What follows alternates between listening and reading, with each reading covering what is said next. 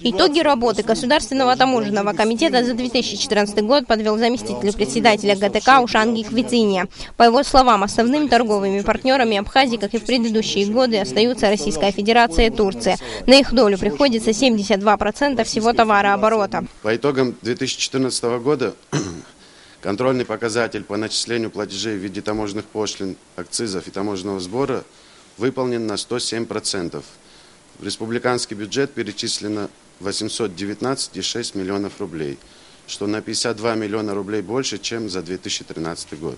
Далее с докладом об основных проблемах правоохранительного блока и о путях их решения выступил начальник отдела по борьбе с контрабандой и нарушениями таможенных правил Дингиз Джопо. По его словам, в последнее время правоохранительный блок плохо развивается. Штатная численность отдела составляет всего 9 человек.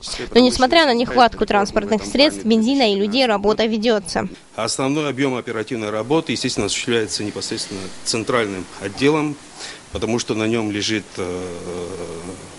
ответственность фактически за всю таможенную территорию страны, в том числе и за Гальское управление частично.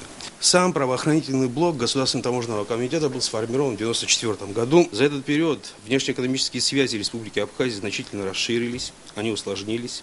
Рост внутренних и внешних угроз экономической безопасности государства в настоящее время существенно расширил фронт работы оперативных подразделений.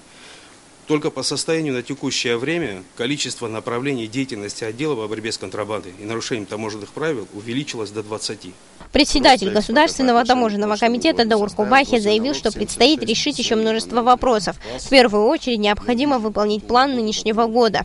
Также нужно провести аттестацию сотрудников таможни, усилить борьбу с контрабандой и привлечь к ответственности правонарушителей. Все, что на нас возложено, надо выполнить. Без комментариев. Несмотря ни на все наши недоработки, на наши проблемы, никому в руководстве страны это не интересно. Понимаете? Что нам помешало, почему, результат должен быть. Генеральный прокурор Абхазии Алексей Ломя пожелал сотрудникам таможенного комитета успехов в работе. В итоге коллегия ГТК утвердила план работы на 2015 год. Сария Смырджустан Амичпа, Абхазское телевидение.